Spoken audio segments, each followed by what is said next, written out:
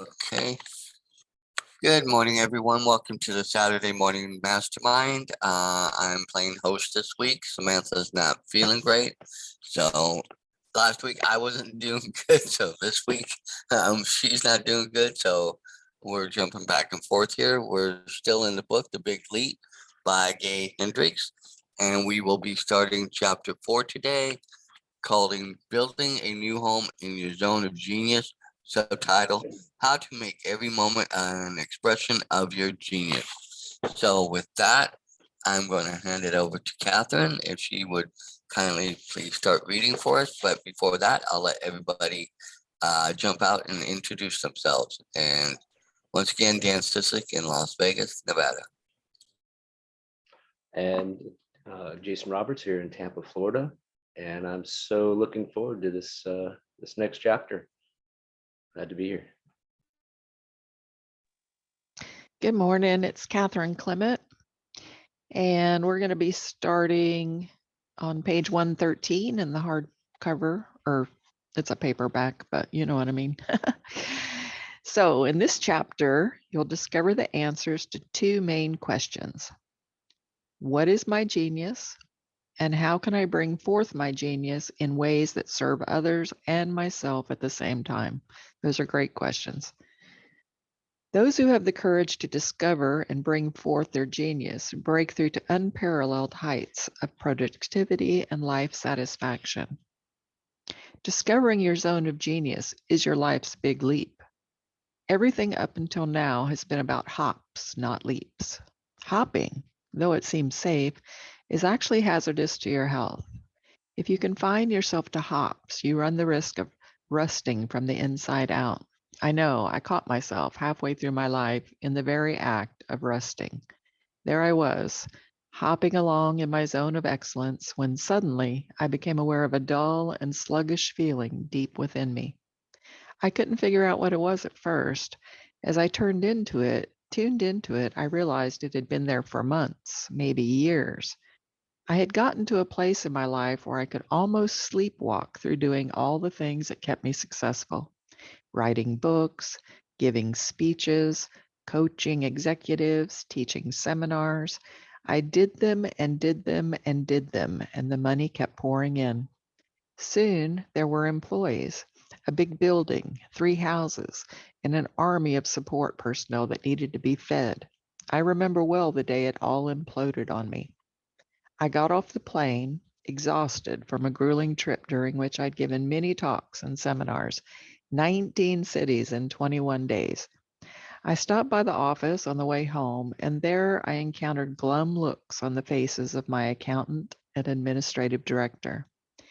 They announced that taxes were due, and that because of a cash flow shortfall, I needed to borrow $120,000 from myself to pay our taxes. I felt like a hunter-gatherer returning with a wild boar for the campfire, expecting high fives and a hot dinner, only to be told I also owed a couple of buffalo. I slunk home, dejected and irritated, and there I found that my garage door opener had died. Leaving my car in the driveway, I trudged out to get the mail. The first thing I pulled out was a big envelope emblazoned with this headline: "Congratulations on turning 50. Here's your free AARP card." I paused to digest the significance of this moment, and that's when I became aware of the sluggish, dull feeling deep within me. Excuse me. At first, I worried it might be a medical problem, so I started by getting through a thorough workup. Give me just 1 second to cough.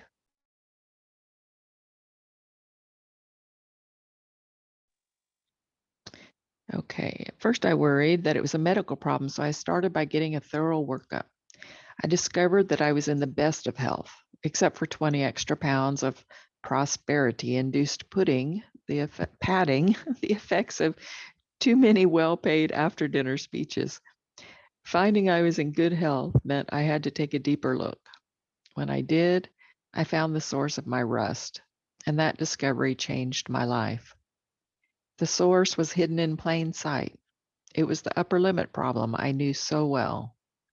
In spite of knowing a lot about it intellectually, I had gotten comfortably numb in my zone of excellence. So comfortably numb, in fact, that the ULP had sneaked up and gotten me.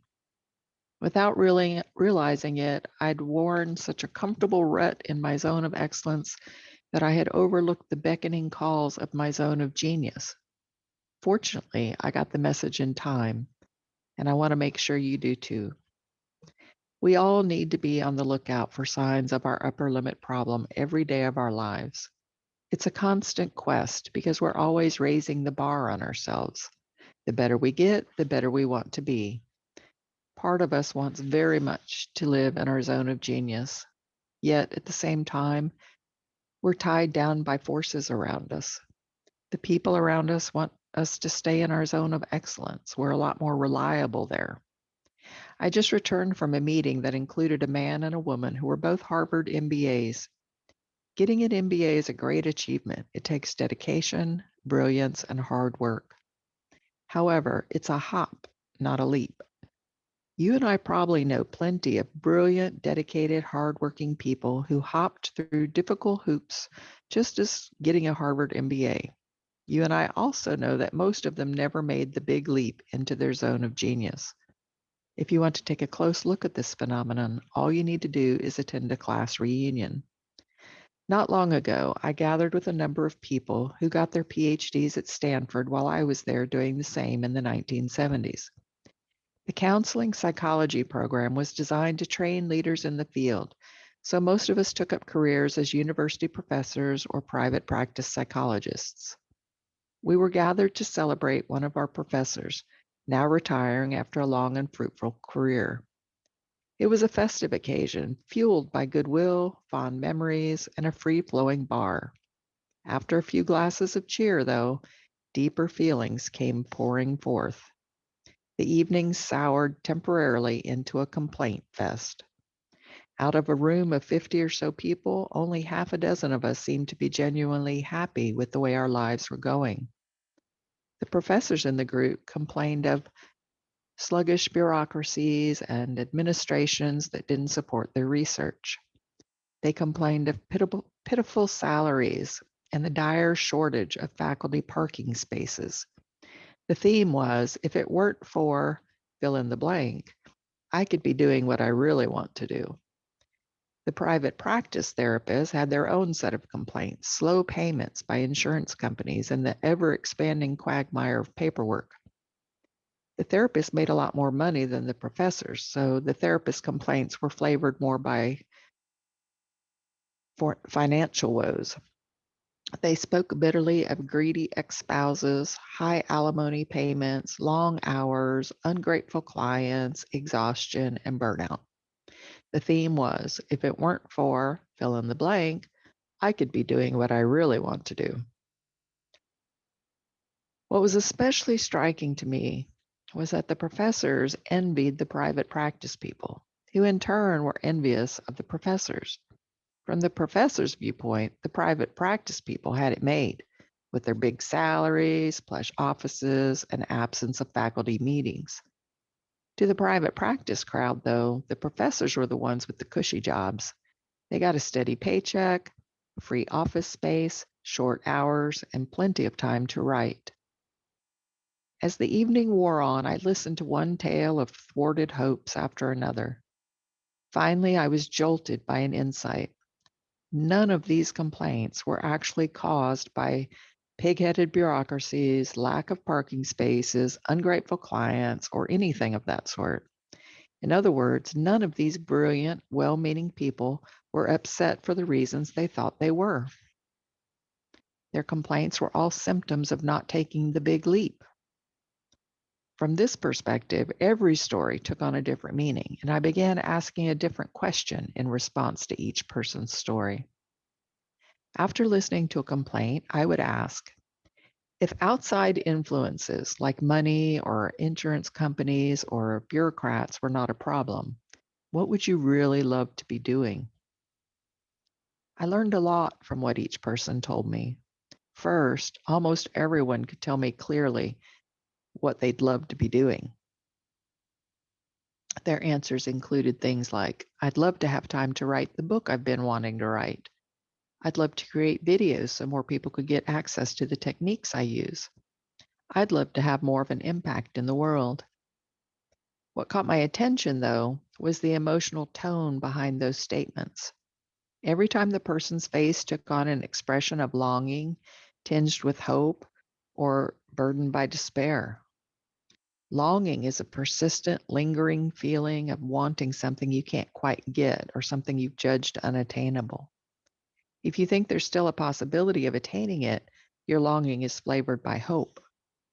If you think it's unobtainable, your longing sinks into a bog of despair. Longing was what I was hearing in every one of those conversations. Here's the other thing I learned that night. Most people have a carefully crafted, well-justified story about why they can't take their big leap. For one person, it was about the family. I can't possibly take the time to write, make a video, etc., because my family needs me. For another person, it was about stress. I tried getting up at 5 a.m. for a while to work on my book, but I couldn't do that and do a good job with my 6 p.m. and 7 p.m. therapy clients. For others, it was purely about the money. I can't do what I really want to do because I might not make as much money doing it. As I listened to these stories, I would sometimes hear the real fears emerge. There's a huge fear underneath every complaint. If I took the big leap into my zone of genius, I might fail. What if I really opened up to my true genius and found that my genius wasn't good enough? Better to keep the genie in the bottle and coast along in the zone of excellence. That way, I don't have to risk taking a big leap and finding it isn't good enough. That way, I don't have to risk discovering the ugly possibility that I don't have a zone of genius. Unless you're very lucky or very enlightened, you're likely to hear those nattering voices and feel those nagging fears within you. They're part of the deal. I won't try to talk you out of them, and you shouldn't try to talk yourself out of them either. Just notice the voices and feel the fears. That's all you need to do with them. You don't need to rid yourself of them. Where would they go anyway? All you need to do is acknowledge them, wave to them, let them know you're aware of them, and then get busy learning to live in your zone of genius. Your genius commitment. Take a new step with me, one that will begin to anchor you in your zone of genius. Recall the questions I asked you at the beginning of chapter 1. Now I want to ask you a new question that will turn on the turbojets for your big leap. I want you to make that big leap into your zone of genius. I've found an exhilaration there, a constant sense of purposeful joy that nothing else can compare to. In your zone of genius, you don't feel like you're working. Even though the time you spend there produces great financial abundance, you do not feel that you are expending effort to produce it. In your zone of genius, work doesn't feel like work. In your zone of genius, time feels completely different. Time seems to expand to support your activities. You have plenty of time to do what you most want to do. You'll learn more about this unusual phenomenon in Chapter 6, Living in Einstein Time. For right now, though, just know that in your zone of genius, time doesn't fly, it flows. How about it? Will you make a commitment to living in your zone of genius all the time? If you do that, I can promise you as much real-life magic as you care to experience. In coaching people to discover their genius, I've found that it's essential to begin with a commitment to living in your zone of genius. Your commitment must come before you know how to make good on it. The image that comes to mind is from the third Indiana Jones movie, in which Indy must step out into thin air in a gesture of commitment before a bridge magically appears beneath his feet. The power of your commitment brings forth the means necessary for you to live in your zone of genius. If you will make a powerful, sincere commitment, a vow that you really want to live your life in the zone of genius, your journey will be blessed with uncommon good fortune at all the twists and turns of the road. Commitment has that power. I invite you to make your commitment right at this moment. Make a private deal between you and the universe, a formal commitment to living in your zone of genius. Here's the sentence I use when working with people. I commit to living in my zone of genius now and forever. Repeat it softly to yourself a few times, noticing how it feels to you. Then say it out loud a few times. Savor the different words and sounds of the sentence. When you are ready to make your formal commitment, speak the sentence from your heart as a formal contract between you and the universe. The genius questions. Your sincere commitment is the entry gate to the zone of genius. Now that you've stepped out into the unknown, the bridge can appear under your feet. The bridge to your zone of genius is a set of questions to ask yourself. Actually, ask doesn't quite capture the flavor of how I want you to use the questions. I want you to wonder about them. These questions are designed to bring forth hidden treasures from deep inside you. Wonder is the tool that invites these treasures up into the light. To wonder about something is to explore with an open mind and an open heart. Wonder is defined as amazed admiration. So be sure to do your wondering with the attitude that your discoveries will be amazing and admirable. Genius question number 1. Here's the first genius question. What do I most love to do? I love it so much I can do it for long stretches of time without getting tired or bored. When I was first figuring out how my own genius worked and how to get established in my zone of genius, I spent a lot of time wondering how to distinguish my genius from my excellence. I finally realized a big key to it. My genius is connected to what I most love to do. That's why I want you to wonder about what you most love to do. After wondering about it myself for more than a week, I began to get clear on what I most love to do. It's translating big, important, life-changing concepts into simple, practical things people can use. It's almost dreaming up or downloading directly from the source, those same kinds of useful, life-changing tools. I've never quite been able to figure out whether I'm incubating and launching those concepts myself or opening my gates to let in information from a different dimension. Perhaps it doesn't really matter as long as it turns out to be useful. Kathleen and I coached 2 women who were struggling in their corporate consulting business. They had both been successful on their own and had brought their businesses together to increase revenues and reduce expenses. The synergy didn't produce the desired effect, though, in terms of creating additional revenue, so they sought our counsel on what was holding them back. Rather than trying to figure out what could be done on the level of expenses, revenues, and other business-related items, we focused on love. We asked them, what do you most love to do in your business? Their answer revealed the problem and the solution. Rhonda and Cynthia both lit up at the question and told us that the main reason they had wanted to work together rather than separately was that they loved the spirit of play that each of them brought to their work. In their individual consulting practices, they had each become well known for bringing a sense of play to seemingly dull corporate seminars on budgeting and goal setting. They figured that if they integrated their businesses, a quantum enhancement of that spirit of play would bring even more success. After hearing this, we took a few minutes to examine their website and their slick, colorful brochure. The missing element was clear at a glance. Where is the spirit of play in your materials? We asked. The website and brochure were both beautifully produced and professional looking, but they were devoid of any kind of playful aspect. Even their mission statement was worded in dull corporate speak. Rhonda and Cynthia suddenly realized that in trying to become more corporate and professional, they had left out the key ingredient. They saw that leaving the play out of their work had created an integrity glitch that was reflected in the lack of business. We suggested that they revise their website and brochure while they themselves were feeling a spirit of play.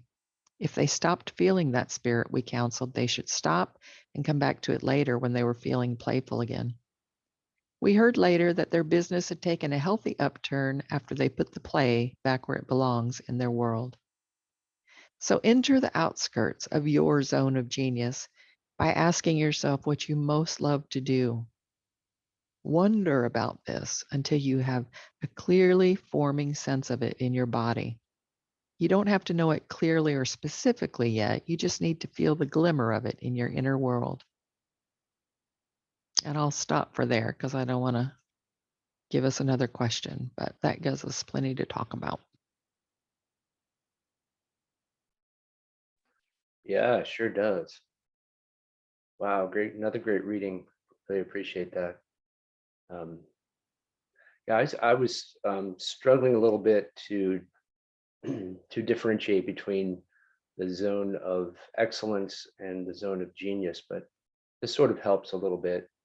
I'm still a little foggy, but um, it's certainly for me at least, it does pose a little bit of resistance to me when I'm trying to figure out what in my own mind what what my zone of genius might be exactly, um, and even what it is I like to do the most. Because I'm thinking, wow, I seem to have over the years the things that I've been doing haven't been the things that I love to do, but the things that have it's kind of drifted to more away from the things that I love to do and more into, whatever meets the need of a client or of my employer, and a lot less a lot less of the things that I really love to do. I mean, it seems like a lot of the things that I really have loved to do, um, like it's playing sports and the physicality of the different sports that I always loved to play. I can't really do those anymore. So it's a lot of the things that I've really have loved to do over and earlier in my life, I can't do. So I'm really realizing that that aspect, as well as what I do for a living, um, has shifted away from the things that I love to do to that which would, you know, fulfill a need, um, rather. So really eye-opening. Again, thanks for that reading. I appreciate you. Yeah, I'm going to echo the sentiments on the reading as always. Such a great job. I'm going to jump into the back where he talks about your genius commitment and getting down, and he talks about in your zone of genius, time feels completely different. Time seems to expand to support your activity. You have plenty of time to do what you most want to do. You'll learn more about this unusual phenomenon in chapter 6, living in Einstein time.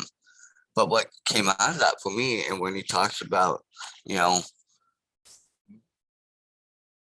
how time changes, and if we go back to those times when we were doing something that we, and I'm going to say, there have been times where I know I've been doing stuff I love doing, but in those, I can't go back and always pinpoint those times because at that time I didn't realize the significance of what it was. So I think sometimes I might have missed part of that. And to go back and try and find and learn, I think deep down I might know, but to ask that question, I think he brings up a good point of bringing up that question of what is it you really love to do and spend your time in? Because a lot of times when you hear people talk about doing what they really love to do, those that are really doing that, time has no constraint, I think, on them.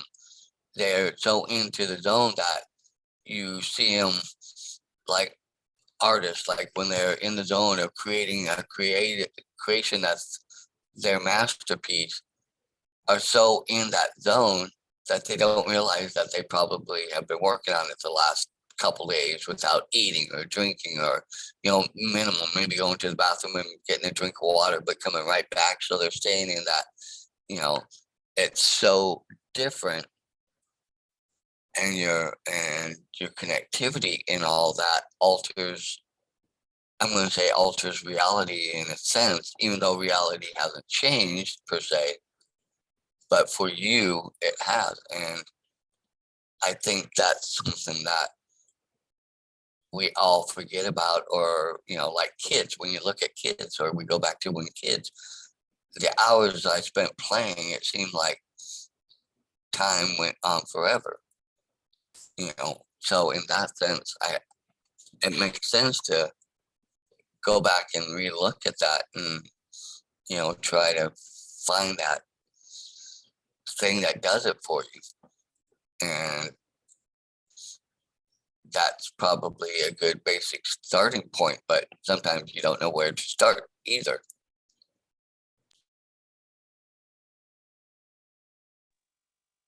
Yeah, I agree with you, Jason. I was having a little bit of trouble distinguishing excellence from genius. I mean, honestly, I think a lot of people would just be thrilled and feel completely fulfilled just by reaching their zone of excellence. I think most people are striving for their zone of excellence in the way that he, describes them. A lot of people, like myself, I was a single mom with kids, had to put food on the table. Obviously I'm an artist at heart, and that's my zone of excellence, or genius, I mean, but I couldn't put food on. Well, I tried for years. I was painting like 16 hours a day. I got so burnt out on painting, I haven't picked up a paintbrush in decades now. I do digital painting though, so I'm still in there, but my point is I couldn't put food on the table doing what I loved. So I became a nurse, and I was an excellent nurse. I was in my zone of excellence as a nurse for almost 20 years. And I don't say that to brag, but I worked really hard in school to learn well, and I was fully engaged every day at work. Like I gave 300% to my nursing career, doing the absolutely best job that I could do every day. So I feel like that was definitely my zone of excellence. But and did that make me feel, doing that made me like, I'm proud of my career. I'm proud that I was a nurse. I feel like I've saved lives, and I've certainly I worked with babies, for those that don't know, and I worked in intensive care, so I helped a lot of babies die and their families cope with that. So I do feel like I really served in that position, and I felt, I felt satisfied and good. But did it really? Is that what really spoke to my heart? Did I really want to be in there torturing little babies, trying to keep them alive? No, So I can clearly see now that that was my zone of excellence. And now I'm working more in my zone of genius. The money part hasn't come yet, but this is the thing.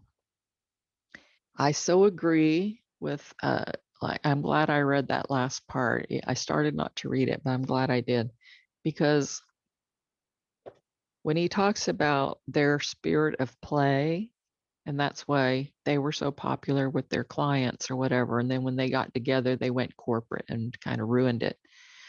I feel like I have sort of done the same thing in my business. I tried to when I was learning how to make a website, I tried to looking at other websites, following marketing people and how they do things instead of, I do use my own voice in there, but it still does not really capture me. Like, and when I was working in different multi-level businesses, I was constantly doing marketing that I hated. I hated it. I don't know why I ever did it because it was so not me. The things that I was saying was so not me.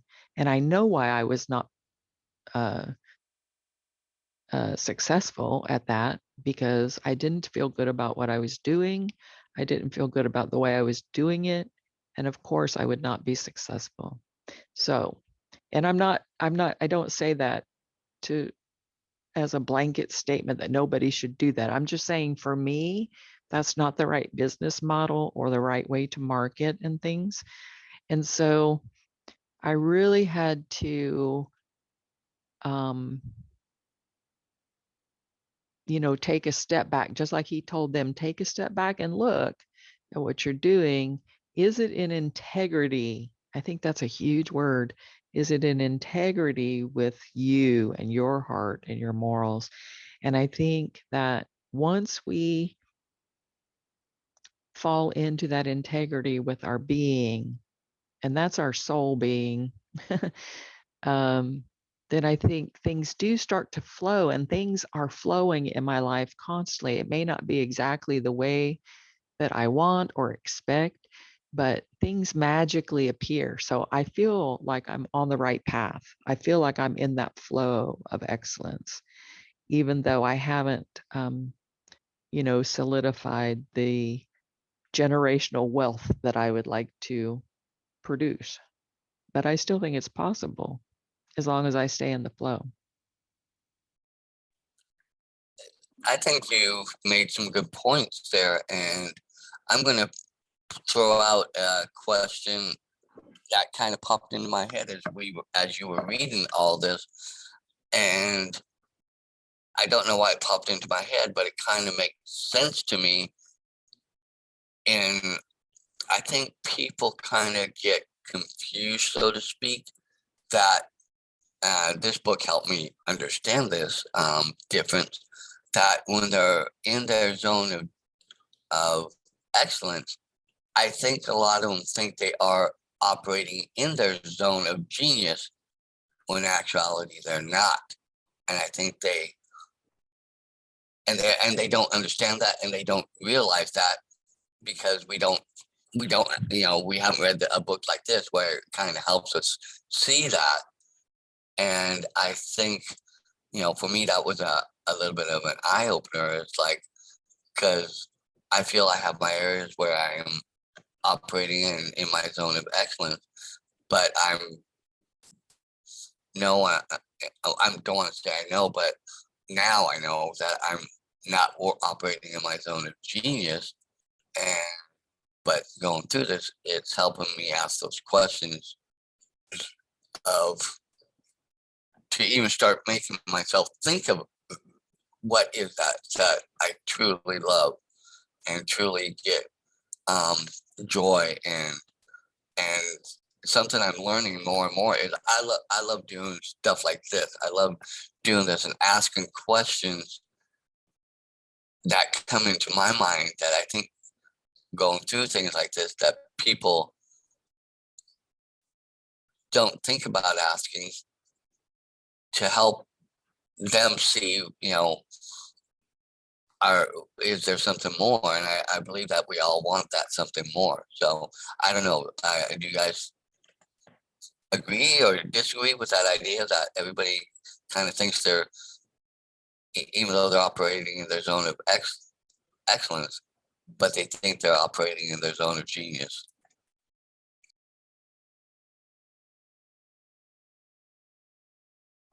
I would imagine that's the case. I mean, I hadn't even thought about the difference or even, what this book is talking about really, in regards to different levels of or of my strengths, or of what of the activities that I do, or you know, the goals that I put in front of myself. Um, but it does make sense, and I guess I guess the label that's being used, zone of excellence, zone of genius, kind of makes it makes one think that like your zone of genius is some really high level of intelligence, or there has to be some high capacity of intelligence, and and that within the action that you're doing. But it seems to me what they're more referring to is, where is the ease of flow and the abundance of positive energy flow the most within you during that activity? What do you love to do, I think. But I'm interested to hear what your thoughts are as well on that. Oh, definitely. I think most people, they do. They think they're in their genius. And I agree as well. I also kind of thought before getting further along in the book that, genius was like, oh, now I got to go be like a neuroscientist or something. You know what I mean? Like, but it's not that. It's I think the genius part is figuring out, I think it's so strange that now at I just turned 59, so at almost 60 years old, I'm learning that the biggest thing I ever should have known was to ask questions. And I asked a lot of questions as a kid, but then you get whacked for that. It's like, shut up, stop asking questions. You ask too many questions. So then I think as kids, we kind of shut down and we don't ask questions so much anymore. And it's so strange that now, 3/4 of the way through my life, I guess, I'm figuring out that asking questions is everything. And especially when you understand that all knowledge is accessible to us. And when we ask the universe, it's not just asking ourselves these questions, it's asking the universe these questions for help too. When we get in a place where we need guidance, remembering to ask God or the universe, whatever you call it, for guidance on which way to go. Or, a lot of times you can just ask. It's you pretty much have to ask yes or no questions, but you can ask and you'll feel the answer in your body, whether it's a very restricted or tight feeling or whether it's a very easy, open, free flowing feeling. Like God does communicate with us, not just in words, but through our body, through signs, through, throwing up different things in front of us, a license plate, a billboard. It could be anything. It could be a child's smile. I can remember one day, I can't remember what was going on in my life in that moment, which is hilarious because in that moment, I mean, it was like so dire that I thought pretty much life was over for me at that point. And now I can't even remember what it was. So doesn't that just go to prove how ridiculous we get so wound up in our shit sometimes? But I remember I was thinking, this could be my last day on this earth that day. And I was just looking for a sign. And I was at a stoplight and I looked at the car next to me, and this little kid just rolled down his window and smiled at me in such a way that it wasn't a little kid in a car next to me smiling at me. It was God or Jesus or somebody smiling at me, like with just unconditional love. And I'm sure like all that is made up in my mind, but that's what got me through that moment. That's what got me through that day. And I will always believe that that was God talking to me, you know? And I think these questions, asking questions is so important. Yes, asking them of ourselves, because most of us go by what we've been taught. You know, we've all been taught something by somebody, and all that stuff just lingers on. And so many people, not necessarily the people in this group, but so many people out there are just completely brainwashed by whatever their parents taught them or their family taught them or their, you know, maybe their church or whoever, like the people that are around, they don't ever think an original thought for themselves. Like, it's really scary when I try not even to think about that. But I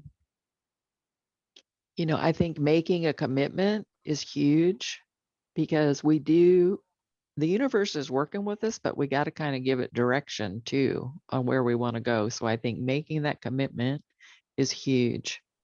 And then of course, because we're human, we want to make the commitment. We want to like not follow through and then beat ourselves up about it. So that's not the way to go, you know, like, but make the commitment. And, when you realize that maybe you're allowing your mind to recirculate thoughts over something that happened yesterday that really has no relevance in your life whatsoever, and in 5 minutes, you're probably not going to, well, maybe not 5 minutes, but 5 days, you may not remember it. But today you're so upset, just like me that day. I was so overwhelmed with life. Um, when you notice that you're caught up in that quicksand, I'll call it, that's just pulling you down and pulling you down, you just got to recognize it. Just like he said, you just got to recognize it. You got to reach out and grab onto that tree branch or whatever, that and just hold on, and slowly but surely pull yourself back into that good feeling, working towards your goal, because all of us are going to hit roadblocks, but it's so oversaid and it's so cliche, but it's not really what happens to it. It's how we interpret it, because we can always interpret things in another way. No matter what it is, there's always another way to look at it. And so when you get in that quicksand, you just gotta grab something and hold on. And that's why I love being in, a group of friends like this, because we can reach out to each other when we need to. And we get on here, we can talk about things that we probably don't talk about to any other people. I know I don't. Yeah, for sure. It's hard to even ask these questions to ourselves, let alone to others.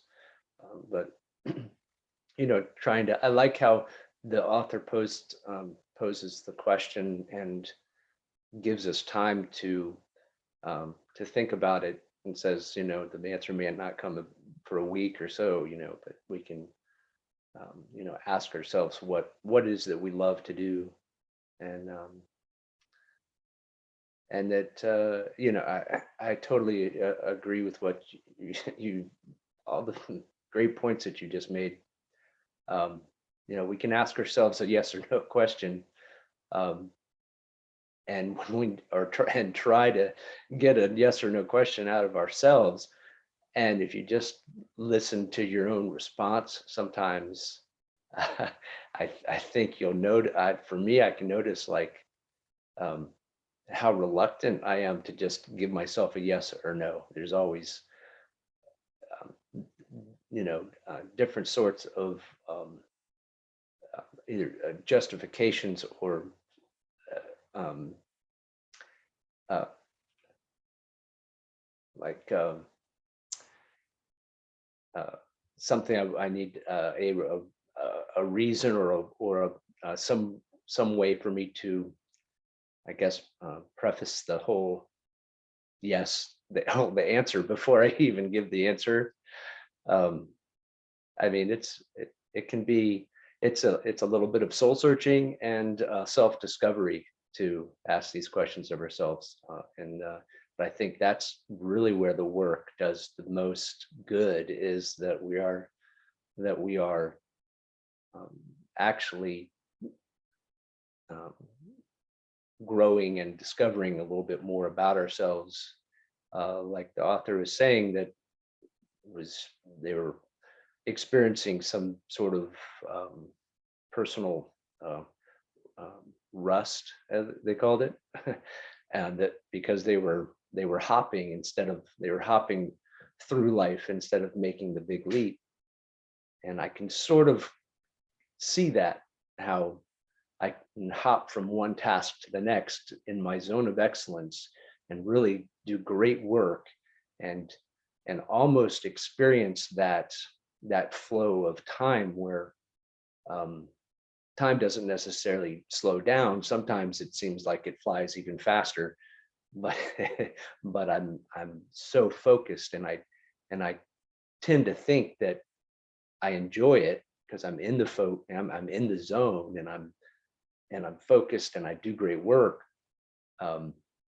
But to think that is just hopping through life and isn't actually taking the big leap into my zone of genius, like there's another level. That's actually exciting. So, but I appreciate everything you just said too. You you pointed out, you made so many great points, and I appreciate that. I'll have to go back and listen to the recording. I was going to say, I think too, sometimes when we are maybe hopping along and we're thinking we're in our zone of genius when we're really in our zone of excellence.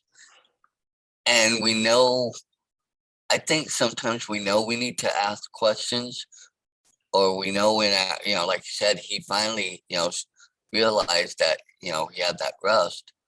And I think sometimes we get there too, but we're afraid to sometimes throw out and ask those questions that we know we really need to ask. And I think we're afraid to sometimes answer them honestly because we're afraid of what the answer might come out. Because deep down, I think we might be a little bit afraid of making the leap to our zone of excellence. And even though deep down we want to, but I think that fear or that unknown sometimes, or even the fear of actually getting to our zone of excellence, zone of genius, and everything is happening the way we really want life to be, and we're happy and we're doing what we really love. I think sometimes we sabotage ourselves and can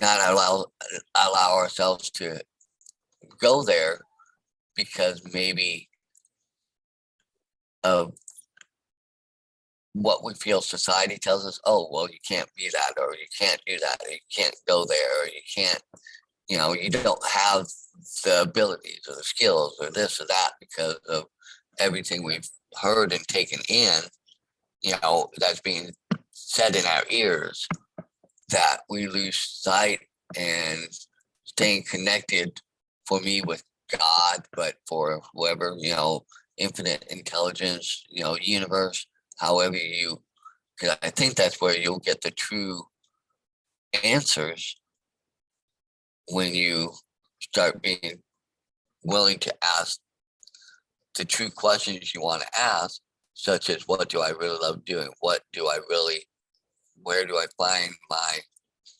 bliss, for lack of a better word? So that way, and in being in that zone of genius, that's when we can really put out, going back to one of the other books, that love, and radiate that love back out, and push it back out to the world to spread that out there. So hopefully it keeps coming back around and we keep being able to do that.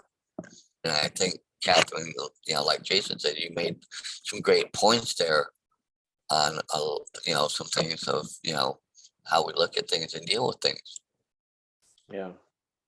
Asking ourselves those questions that push us past those, some of those things you were mentioning there, Dan, are great examples of the upper limit problem story that we can encounter. And I think it occurred to me that, some of us may have not even experienced our zone of genius, our true zone of genius, because of those upper limit stories or problems have kept us from even delving into that sort of into something like that, pushing ourselves beyond what we believe our limits are to experience those things.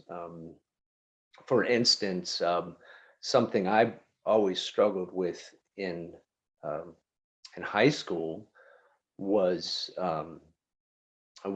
math. And I mean, I got to a point where I got into college algebra, and it was really just giving me it was just becoming difficult for me. And I had to really apply myself, and I had to find the right professor as well.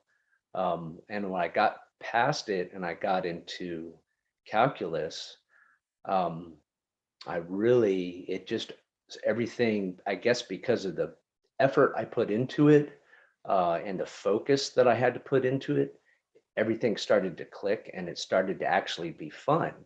And so to this day is one of those things that when I think about math now, I don't feel bad about it at all. I actually um, get kind of excited, and that might be an area of um, genius for me, like a zone of where I actually love to work with numbers, and now that I understand them better, it kind of like solving a puzzle. Before it wasn't that way, and I've certainly had some upper limit stories that would hinder me from wanting to even learn. So but it just it just seems to me that some of those upper limit stories, upper limit problems might keep us from even understanding what our zone of genius is. So it might take a little bit longer for us to answer that question at the end of this reading here. That's fabulous, Jason, that you recognize that. That's an incredible example. And I know that one of my OPs is numbers. I've always sucked at math. And matter of fact, when I was reading that, and it said he had to borrow $120,000 to pay taxes, my heart rate increased dramatically. Just the thought of having to pay $120,000 in taxes blows my mind and makes me almost have like an anxiety attack. And so my logical mind tells me, well, you're never going to have generational wealth or $1 million business if $120,000 blows your mind. You know what I mean? So I recognize that the only way to conquer that fear of math that I have is to delve more deeply into it, I think. And I don't know, like I don't know that I want to do calculus, but maybe I just need to have a good friend that's really good with numbers, and that'll be enough.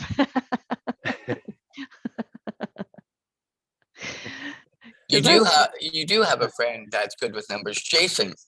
Yep, Jason, and you too, Dan. You're an accountant. So, but is numbers? I'm curious, Dan. You're an you were an accountant. I guess you're just driving right now, but Yep. you were an accountant for years when we were doing this. So, is math something that you love and you enjoy? Now this is the dichotomy of me. I have always hated math, like algebra, calculus, trigonometry, all those. I've taken them in high school and college. Hated it. Don't like it. But when I took my accounting class in high school, I loved it because in it, you had to balance everything. Everything had to balance, and you had to go find where it was off. And I found I liked looking for where it's off. Like when I was working at the Imperial Palace and I took over the position of like a glorified GL, I reconciled all the cash for the whole hotel, everything, all money, dealt with it, and had to. And there were two people before me that could not get everything reconciled. I was able to get everything reconciled except for 5,000, I think it was 5,462 or 452. I know I would know that number if I saw it.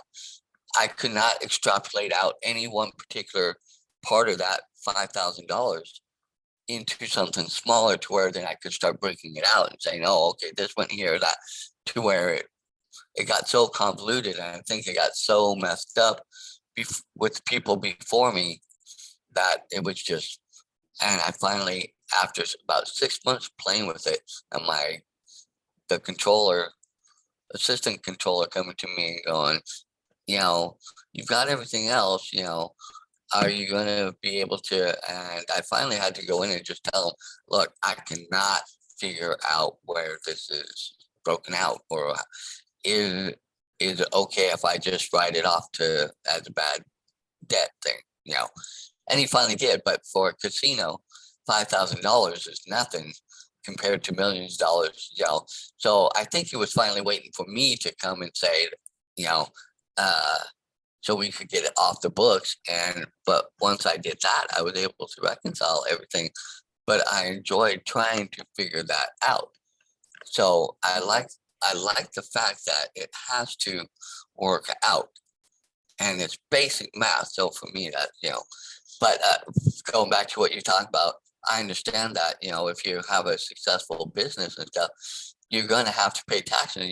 And say, like, if you're making $1 million and you have to pay $100,000 in taxes, my brain can understand that's 10% of what that's what's required to pay. Okay, it's just figuring out to make sure I have the money to pay it. So for me, that's not a big issue. But at the same point, there are other things I think I love doing more on top of that, and I get more joy and more fulfillment out of thing accounting. But I think once again, that might have been my area of where I was operating in, for me, part of my zone of excellence, but not my zone of genius. And now it's, trying to figure that out. And with that, I'm going to say it's about 10 after 9. We've been doing this for about an hour now. So I'll throw out if you guys have any last thoughts or ideas before we wind it up. Yep, I just want to remind everybody to make that commitment. Go back and listen again if you need to, but make that commitment. And then ask yourself that first question. What do you love to do? What do you love to do? If money and circumstances was not an issue, what do you most love to do? What really lights you up? Because, I think COVID has taught us a lot of things. And one of them that we've always known, but we don't bring it to the forefront of our mind, is that none of us know if we're going to be here later today or tomorrow, even. We really don't. We can be taken out at any time by anything. I mean,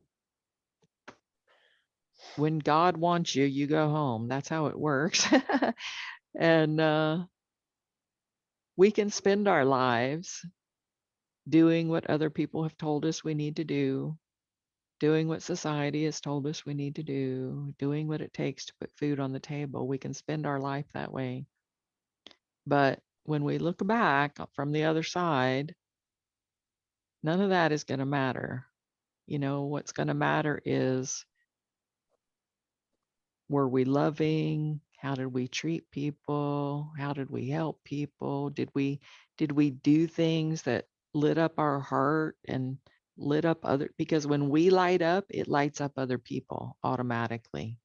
You know, when you're in the presence of somebody who is just lit up, it lights you up. And so make the commitment, ask yourself this question, and really, you know, I know people have to keep food on the table, but that doesn't prevent you from taking an hour a week to do what you really love and see where that goes, you know? So I love you guys, or even if it's 5 minutes, you know, but just do it. I love you guys. Have a great week. Yeah. Yeah, and I was well, that's so true. I don't want to say too much more than that because that's terrific. I was just thinking that it could be like what we love to do, but or also what we love about what we do. Um, you know, is there an end result that the activities you're doing now that you really love about what you're, you know, currently doing? And can you get that end result and what you love out of something else so that so that what you decide that you know love to do might be something that actually you can live off of and still get that that enjoyment, that love um, out of it.